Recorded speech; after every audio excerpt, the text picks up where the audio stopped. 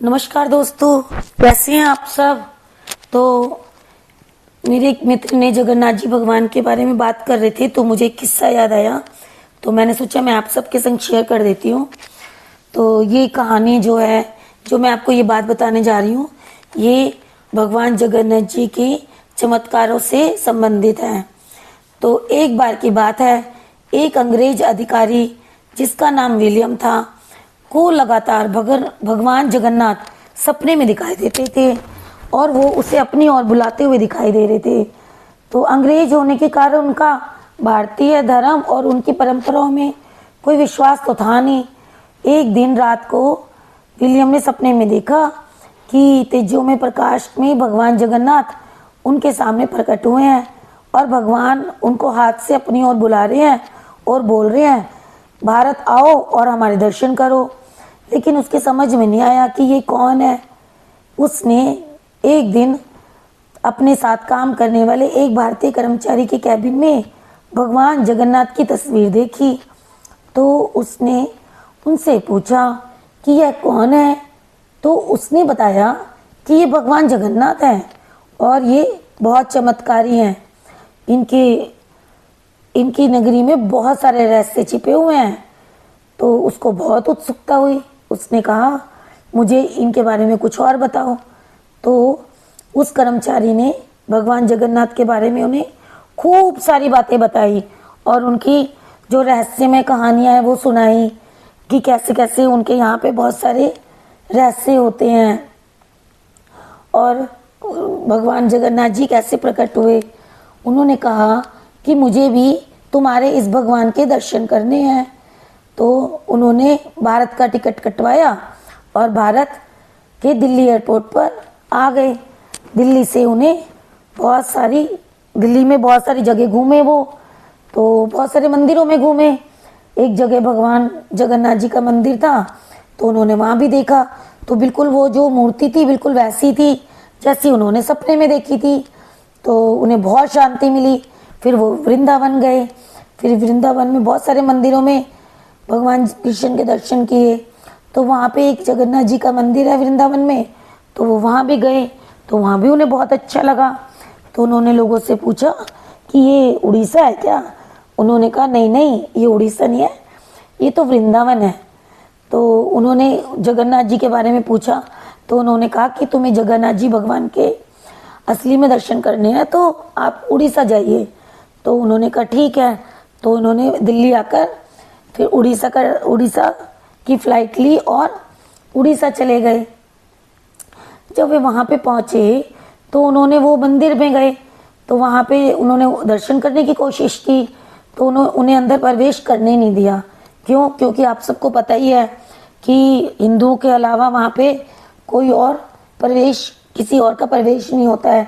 और फिर वो तो एक अंग्रेज थे तो उन्हें वहाँ पे अंदर जाने नहीं दिया।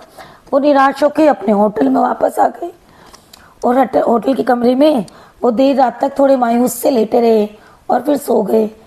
अचानक सोते सोते उन्हें नींद में लगा कि कोई उन्हें बुला रहा है। तो वो एकदम से उठे और खिड़की के पास गए।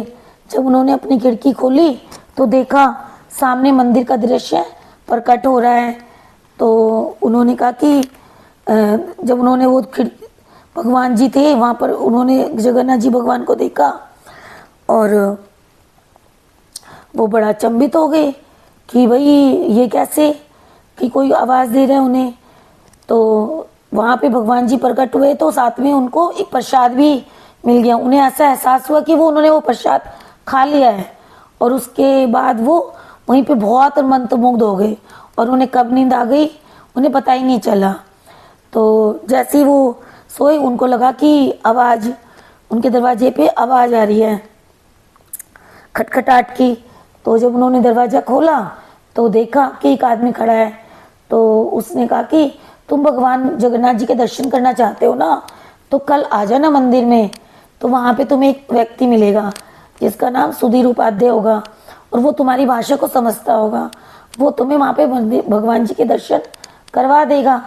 तो फिर वो अगले दिन जब सुबह उठे तो वहाँ पे मंदिर में गए तो फिर से उनको अंदर आने से मना कर दिया। फिर उन्हें समझ में नहीं आ रहा था कि वो क्या करें। क्योंकि उसकी उनकी भाषा को बहुत कम लोग समझते हैं, तो वो किससे बात करें। तो उन्होंने एक आदमी से बात की, तो उन्हें लगा कि आदमी उसकी बात समझ रहा है।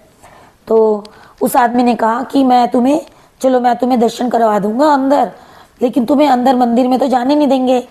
मंदिर के बिल्कुल प्रांगण के बिल्कुल बाहर की तरफ बना हुआ है, विग्रह बना हुआ है भगवान जी का।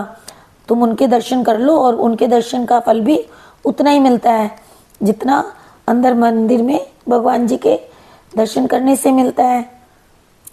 तो उन्होंने उसके दर्शन करा दिए। तो वो वहाँ पे इतने मंत्रमुग्ध हो गए कि वो अपना सब कुछ भूल गए। तो उस व्यक्ति ने उनको भगवान का प्रसाद भी दिया लाकर, और कहा कि ये प्रसाद खाओ, तभी तुम्हारी यात्रा संपूर्ण होगी और भगवान के दर्शन का पूरा फल मिलेगा। तो जैसे ही उन्होंने प्रसाद को खाया, तो जो उन्हें खाना खाने का रात में एक्सपीरियंस हुआ था सपने में, वही स्वाद उनके मुंह में आ गया खाना खाते हुए।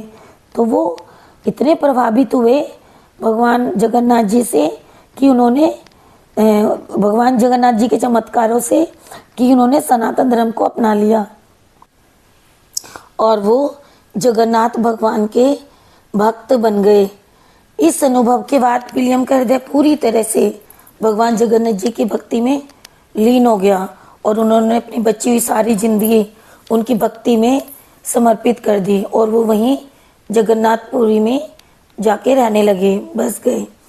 बहुत दिनों बाद जब लोगों को ये बात पता चली, तो लोगों को बहुत उत्सुकता हुई ये जानने की कि क्योंकि उस अंग्रेज अधिकारी को तो कोई जानता ही नहीं था, तो उसको होटल में कौन आया था मिलने के लिए, किसने बताया कि कल तुम्हें एक सुधीर उपाध्याय नाम का एक व्यक्ति मिलेगा। तो जब होटल के कैमरे खोल के देखे, तो देखा कि वहाँ पे कोई आया ही नहीं है। लेकिन जब उसके कमरे की बाहर की रिकॉर्डिंग देखी, तो देखा कि जैसे कि विलियम ने बताया था कि उसके दरवाजे पे खटखटाहट हुई थी और उसने दरवाजा खोला था। तो उसने दरवाजा तो खोला है, लेकिन वहाँ पे कोई था ही नहीं। तो इसका मतलब है कि भगवान जगन्नाथ खुद अपने भक्त को दर्शन देने और उनके जिज्ञासा को शांत करने के लिए वहाँ पे प्रकट हुए थे। वो ही आए थे उनको बताने के लिए कि कल तुम्हें एक व्यक्ति मिलेगा, और वो व्यक्ति भी जो सुधीर उपाध्याय था, वो भी भगवान की मर्जी से ही उसे मिला था। तो सब लोगों ने इसको भगवान जी का चमत्कार समझा, और यह कहानी हमें दर्शाती है कि भगवान जगन्नाथ जी को कोई मन से पुकारता है, तो वो अपने अद्भुत चमत्कार और अपनी कृपा अपने भक्तों पर बना के रखते हैं, और उनकी भक्ति के बल पर कोई भी उनके दर्शन पा सकता है। दोस्तों, ये एक प्रसिद्ध कथा है जिसमें कि भगवान जगन्नाथ जी के चमत्कारों से एक अंग्रेज अधिकारी उनका भक्त बन गया और उनका साक्षात दर्शन पाया बिना मंदिर में प्रवेश किए। धन्यवाद दोस्तों। आपको ये कहानी, भगवान जी की ये कहानी कैसी लगी जरूर बताएं, और मेरे चैनल को लाइक और सब्सक्राइब करें ताकि मैं और भी अच्छी अच्छी चीज़ें, अच्छी अच्छी बातें आपको बता सकूं। धन्यवाद।